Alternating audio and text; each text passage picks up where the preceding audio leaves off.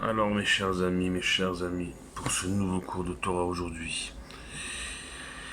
Aïe mes chers amis, on est dans des jours où les nerfs ils sont à vif ici en Israël, puisque vous le savez, un coup on pense qu'il va y avoir enfin un accord pour le retour de nos otages, qui malheureusement pour la plupart ne sont déjà plus en vie selon les informations qu'on a ici.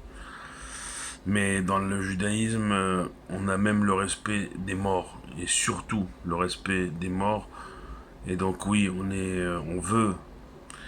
espère en récupérer un maximum en vie, bien sûr, mais on espère aussi récupérer pour un maximum de corps pour que les familles puissent avoir un enterrement digne et commencer leur deuil. Donc c'est des jours de tension parce que l'ennemi joue avec nos nerfs, parce que malgré tout, nous on fait des concessions de dingue.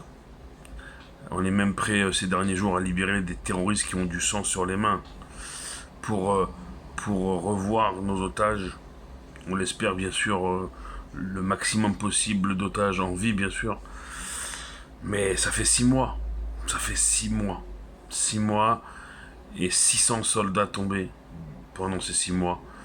Et toujours 133 otages. Et je vous l'ai dit, dans ce chiffre, ce qu'on nous dit ici, c'est que voilà, on espère un maximum en vie, mais quand bien même on veut récupérer les dépouilles.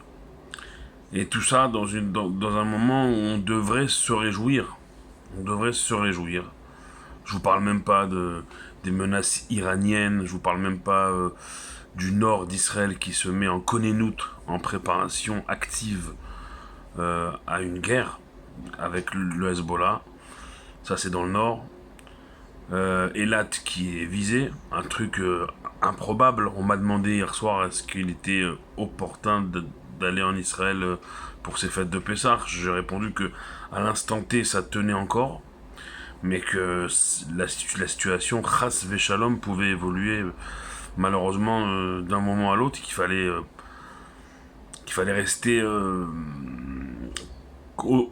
connecté aux informations.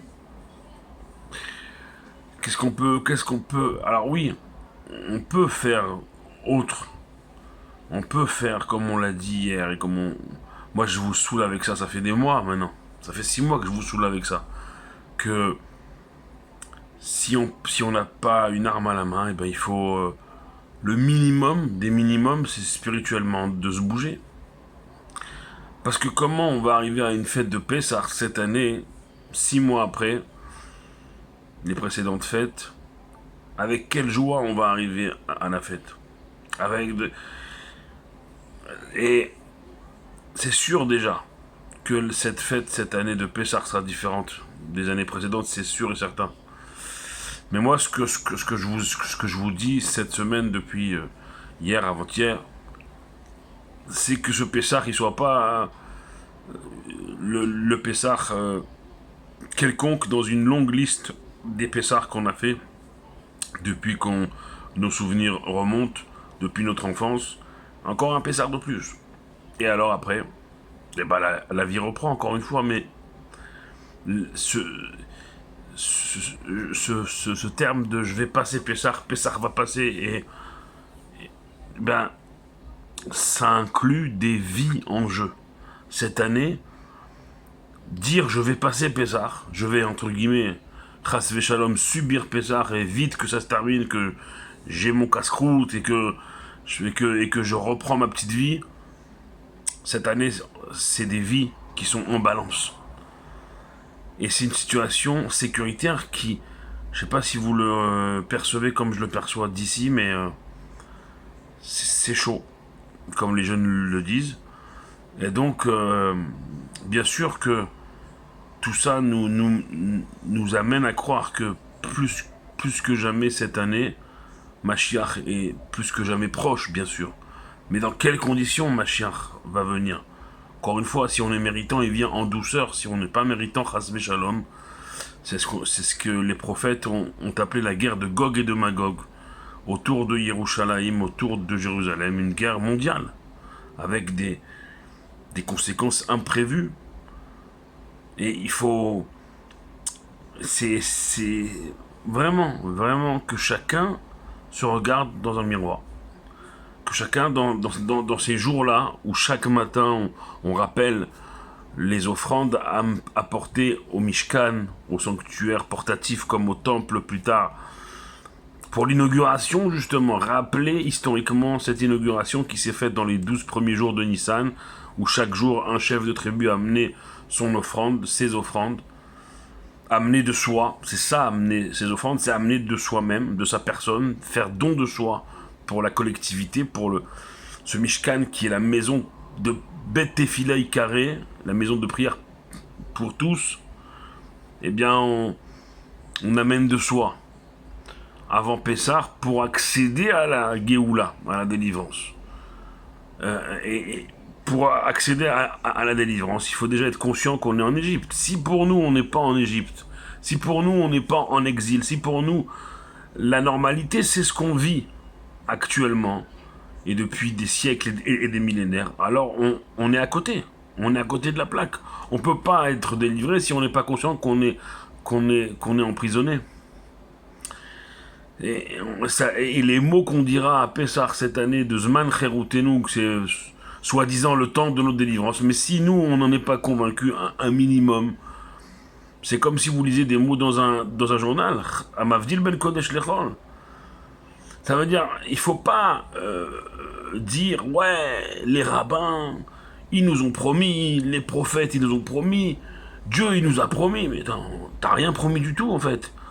Tu veux te sortir de cette situation-là, mais déjà prends conscience que t'es dans une situation qui n'est pas normale. Parce que si pour toi, ta petite vie, c'est la normalité, mais t'es à côté de la plaque. Donc prends conscience déjà que la vie que tu mènes, elle n'est pas normale. Pour ensuite comprendre qu'il est urgent de demander la délivrance et urgent de la faire venir concrètement. Et ça, encore une fois, hein, ça doit être une prise de conscience. Et bien sûr que, Baruch Hashem, il y a une grande teshuva qui s'est faite depuis le 7 octobre. On le voit. Mais il y a l'oubli, comme je l'ai dit aussi, qui fait son œuvre. Ça veut dire que les semaines, les mois passent. Voilà, 6 mois sont passés et on se détend, entre guillemets, terriblement. Même on voit malheureusement à nouveau apparaître des signes de division dans le peuple. C'est vraiment pas du tout le moment, quoi. Pas du tout le moment. On parle de politique politicienne, on n'est pas sérieux. On n'a pas compris qu'en vérité, ils ont surfé sur ces désunions, ces divisions, pour faire ce qu'ils ont fait le 7 octobre. On est dans une semaine paracha Tazria. La paracha, on l'a dit, de l'ensemencement. Ça veut dire quoi? Isha ki Tazria veyalada. Le premier mot de la paracha de cette semaine qui est ce Shabbat sera quasiment le Shabbat avant Pessah, même s'il y aura encore un Shabbat d'après, Shabbat Agadol, mais Pessah tombant lundi soir, on sera quasiment.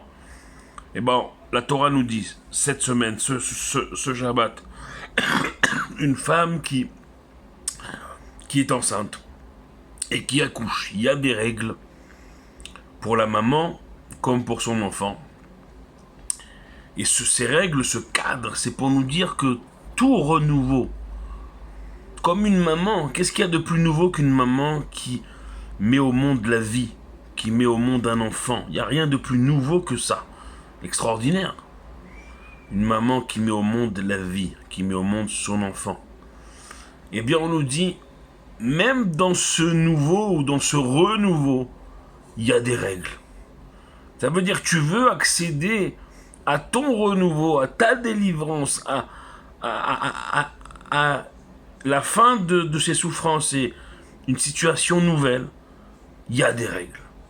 Tu peux pas juste être dans le slogan permanent. Tu veux, bien, voilà, assis-toi, écoute, apprends, casse-toi la tête. C'est ça la Torah. Ça va pas.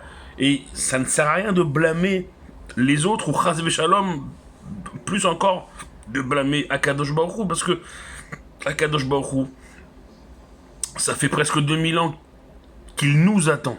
Qu'il nous attend. Parce que Shrina Begaluta, on l'a dit, Rabbi Shimon Bar Yochai, il le dit, c'est pas moi, Rabbi Shimon Bar Yochai, il nous dit que ça fait presque 2000 ans que la présence divine, que Akadosh Baruch Hu lui aussi, il est en exil.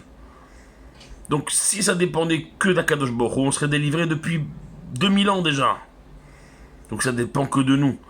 Oh, Dieu, il ne nous demande pas de devenir Moshe Rabbeinu du jour au lendemain. Il sait que c'est impossible et nous, on le sait aussi. Mais de faire un effort. Chacun prend sur soi, s'il ne peut pas aller défendre le Ham Israël physiquement, et ben chacun prend sur soi de le défendre métaphysiquement, de le défendre spirituellement. Chacun y rajoute. Et il faut pas dire non, j'ai pas le temps, mais arrête. Il y a ces fameux soldats qui eux sont dans les combats. Ils risquent leur vie à chaque seconde, et on voit des images incroyables qu'en plein combat, en pleine balle qui fuse, ils mettent un tzitzit katan sur eux. Ils lisent un Teilim, planqués derrière un muret où ils risquent leur vie, où les balles elles fusent. Alors si eux, ils ont le temps pour un psaume, pour un talit katan mis sur eux, des fois on voit des images incroyables, en plein combat, des boîtes de tzedaka entre les soldats. Et nous, on va dire, on n'a pas le temps. Chas v'shalom. On a tout le temps. Et on va tout faire pour protéger nos soldats. Que tous les otages y reviennent en vie, sains et saufs, et que la Géoula, elle vienne, la délivrance, elle vienne, et que on puisse retrouver tous ceux qui sont tombés, on les retrouve à la résurrection des morts très prochainement avec Mashiach et le Beth Amikdash. Amen. Ken Yehi Ratzon.